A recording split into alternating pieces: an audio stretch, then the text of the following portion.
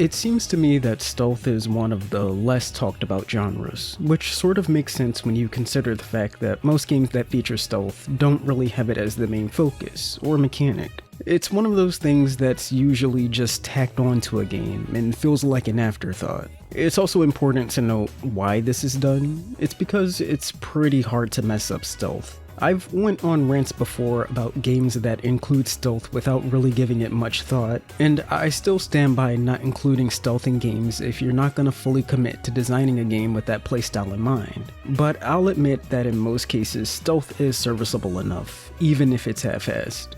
But then, you have games where stealth and espionage and just doing things covertly is the main focus. These are some of my favorites. The best stealth games, in my opinion, tend to give you an overall objective, a contained but focused level, and then they just tell you to go. There's no set list of goals for what you're supposed to do because these games tend to encourage exploration and discovering things on your own. I'm not a developer myself either, but if I had to guess, I would say this kind of stealth is extremely hard to do as well, which is why I'll always commend the minds behind games like Metal Gear, Thief, Hitman, and even the more unheard of ones like Spy Fiction.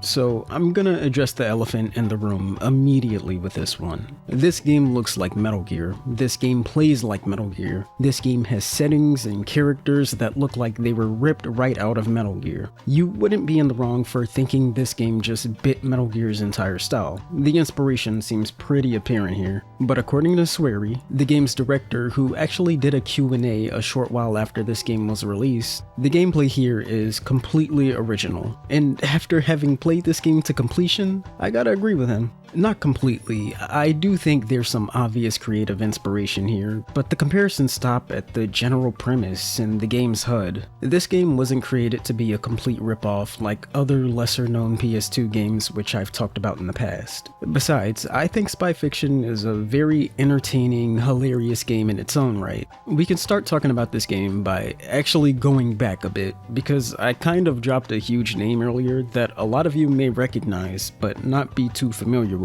SWERY. This guy is the mind behind games like The Missing, D4 Dark Dreams Don't Die, shout out to anyone who remembers that, and one of the funniest games of all time, Deadly Premonition. Spy Fiction is one of his earlier works, but that uncanny kinda B-movie charm that I'd say he's known for is still present here. I'm talking weird dialogue and character interactions, funny animations, and even the voice acting. Not in how the cast sounds or anything either. I think they did a pretty good job here actually. I more so mean the fact that this game was voiced entirely in English both in Japan and the West, but even more specifically, the fact that this game has a completely different voice cast in both regions. Even if this was unintentional and it had to be done for business reasons or whatever, it's just one of those things that I find adds to the game's allure. Back in the hole. Back in the hole. Back in the hole. Back in the hole. Hell, even the name of this game, unoriginal and all-encompassing as it is, Spy Fiction reads as self-aware to me. SWERY isn't the only notable person behind Spy Fiction either. You also have the talented and questionable Renji Murata, who worked on the character designs and art for this game. But I'm kind of split on his work here. It's not like I hate looking at any of the characters in this game, but none of them really stood out to me. Even the art used on the game's cover and in the game's guidebook, I thought was just okay. I do think he's skilled at what he does, but this game isn't the best showcase of his art. Not to get ahead of myself either, but that's kind of my thoughts on this game as a whole.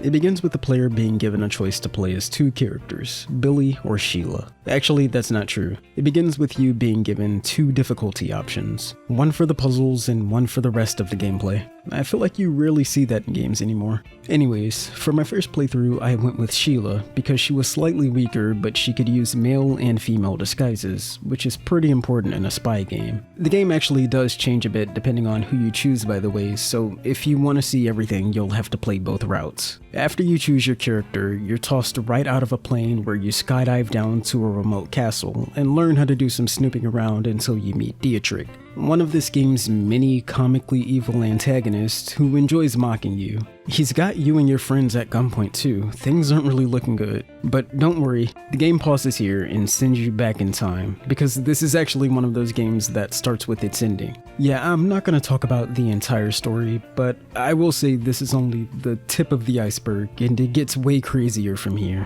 Who the hell are you?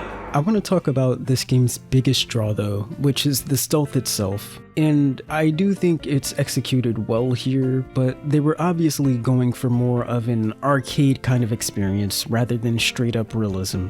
But I didn't really mind what this game was going for either. The standard mechanics are here, stuff like crouching to lower visibility and peeking around corners. But the best thing about stealth in this game is the sheer amount of ways that you're able to neutralize or sneak past enemies. If you just want to shoot them, you can do that. If you want to go invisible and wait for them to walk past you so you can sneak up behind them, you can do that too. Enemy coming and you don't have time to camouflage yourself, then hang to the ceiling and crawl past them. You have plenty of weird tools and niche gadgets that live up to the name of the game. They make you feel like a spy. Your handiest tool is the 3DA camera, which lets you take a photo of anyone, and once they're indexed, you can swap into a disguise of them whenever you find a hiding spot. And when I say anyone, I mean anyone. The only thing you really have to be mindful of is snapping a photo of their face as well, because if you don't get that, you can't get the full disguise, and some of these people will call you out for that or hunt you down. Once you do get a full disguise though, then you pretty much break the game. Like, enemies don't hunt you down or consider you suspicious at all unless you're going out of your way to be a nuisance.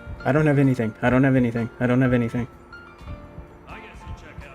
What the fuck? But they do balance this out by making it so you can't perform most actions while disguised. Anything beyond choking someone out or eavesdropping will require you to drop your disguise and go into your normal gear. And easy as I may make the game sound, you still need to be pretty attentive while playing it. This game really doesn't hold your hand at all. You can look at the map and read your objectives whenever you get stuck or lost, but I don't recall these always telling you exactly what you need to do. So you really need to pay attention to the conversations in these cutscenes, otherwise you might get lost on where you need to go exactly or what items you might need to use. Also note, I did play this game with the hardest puzzle difficulty on my first playthrough, so that did play a role too. I got less hints. But still, even if you play on the easiest difficulty, pay attention when you play this game.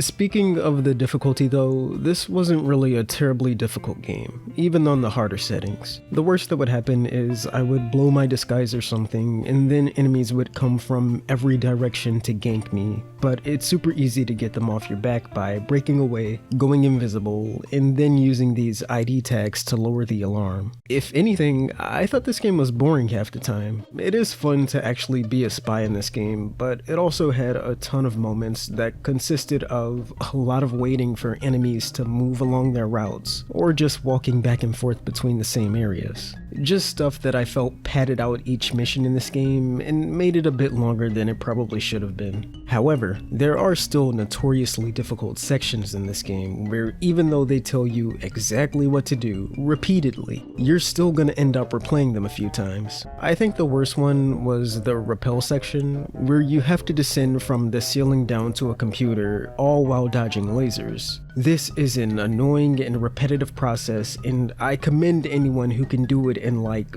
less than 10 attempts. It requires a lot of trial and error, mostly because you have to learn these super tricky laser patterns, and when you have to change your body position. But on top of that, doing anything but rappelling can set the alarms off. Don't shoot your gun thinking that you can use it to destroy the lasers like you can in other parts of the game, because the bullet casing will just trigger the alarm anyways. And let's not forget to mention that you have to maintain your body temperature as well, because even that can set the alarm off if it goes too high. Thankfully, there's only a couple of sections like this where the game expects a lot of you, and I still found this to be a pretty easy game, even on the hardest difficulty, with a few mechanics that you could learn to exploit. Here's one for instance, look at this. I can just roll up to people and choke them out.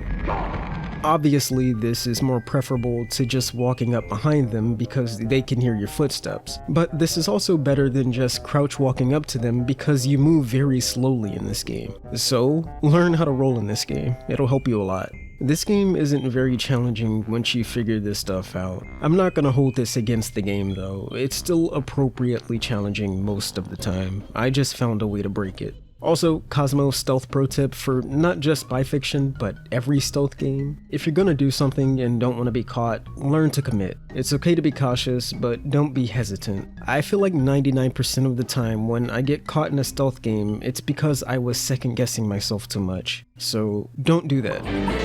Do you know what we do to spies, maggot? No idea? We kill them. Hands up! Resist and I'll shoot!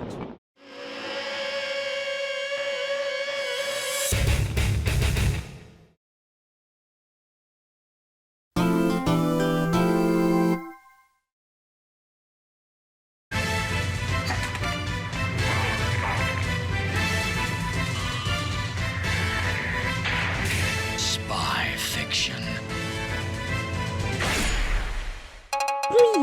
At the start of this video, I brought up a few things that I think all the best stealth games do well, and unfortunately, I can't say spy fiction checks all those boxes. We're not dealing with intricate level layouts that encourage discovering things on your own, or super polished stealth mechanics in spy fiction. This game is broken up into separate linear levels, and it doesn't take a lot of skill or wits or planning to be good at this game. As I've already pointed out, rolling is OP, and you can disguise yourself as anyone in this game, and that opens it right up. It's just not as thought out as something like the camouflage from Snake Eater.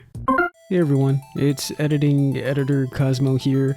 Just cutting in to say, as I was editing this footage and listening back to this part, I realized my criticism wasn't as strong as it could have been, because there are other stealth games that let you hide in plain sight or just take anyone's disguise. But the difference between those games and spy fiction is, the challenge in those games still exists because they let you do whatever you want to. You can still kill people, use all your tools, take hidden routes in all of those games, right? But you can't do most of that in spy fiction. Those games, mostly Hitman, I'm showing mostly Hitman footage right now, those games also have the added challenge of you having to be mindful of where you take the disguise. I mean, outside of you possibly being caught entering a couple restricted areas that you shouldn't enter with certain disguises in spy fiction, that doesn't really exist in this game. You can go anywhere as anyone, and no one will really bat an eye. Like I said earlier, you really have to go out of your way to be caught if you're in disguise. But I'll shut up now.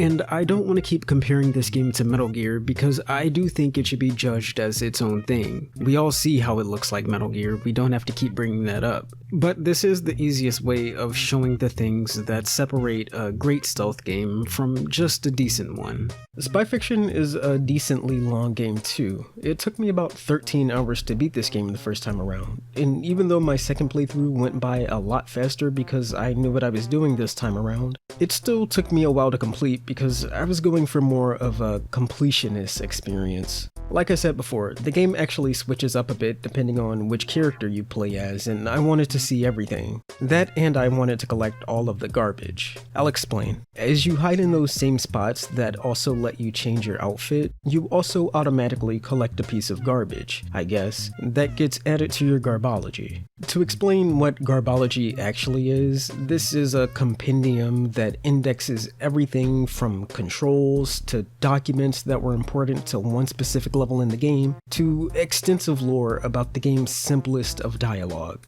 Remember when Billy said this earlier? Back in the hole. Well, that's a reference to the TV show The Spice from the Sea. Never heard of it?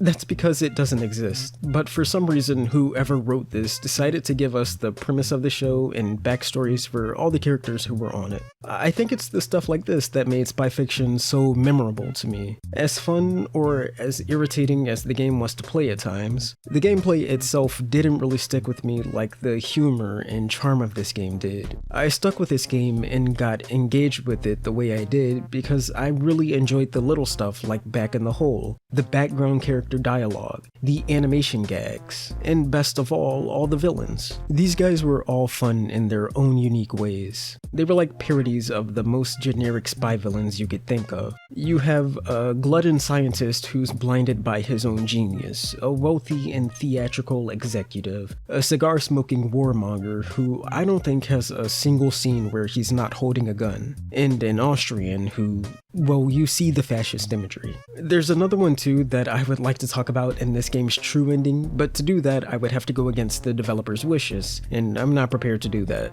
I will say this game had a pretty fun twist though. It's one of those that I don't think make complete and total sense, but it was fun to look back at and notice all the signs. If you want to figure out what that was though, you'll have to look elsewhere because, like I said, I'm not going to talk about it. Enjoy your meal. What's the matter with you? Have you lost your appetite? Do you think it's funny? This is no joke, hombre. Spy Fiction was a fun game to get through, but I don't know if it's the kind of game that's for everyone. I don't know if everyone is willing to sit through all those boring or difficult moments that I mentioned earlier. I really think this game could be most fun for like a weekend where you want to play something but don't have anything particular in mind. That's when I think a game like Spy Fiction would stand out. If you're not gonna play it though, then I at least hope you come away from this video knowing that this game isn't just a Metal Gear ripoff. It's completely understandable why someone would call this game one at first glance, but I think Spy Fiction is its own freaky little thing. Police, arrest this wimp. I've realized now that my favorite kinds of games to talk about on this channel are the ones where it's hard to find information about them online. There's something uniquely challenging and enjoyable about playing through and discovering a game that you'd be hard-pressed to find any discussion of online. And Spy Fiction is no exception to that. It's not an unheard of game, but it's definitely a product of its time that doesn't really get a lot of mention. If it does, then I don't really see it at least. But that's what YouTubers like me are for. If you're a Japanese game designer and you've made not bad, not great video games for PlayStation consoles from the span of 1994 to 2007, then beware. Small and insignificant YouTube channels just like this one are always looking for more cool games to talk about, and your game might be the next to experience being called an obscure hidden gem. It might have received lukewarm reviews and sold less than 10,000 copies when it was released globally, but it's okay, because it also changed someone's life a few decades later, and they're gonna make a video talking about it with no real commentary or criticism provided, but your game will get the most over-explained plot recap that drags the entire video out, only to 1 hour if you're lucky. None of your games are safe. Okay, enough of that. I'm being a dick, but I really do mean it when I say these games are my favorite to make videos on this channel. I'm done for now though. I don't have anything else to say about Spy Fiction. There are worse games to play. Check it out if you think it looks neat.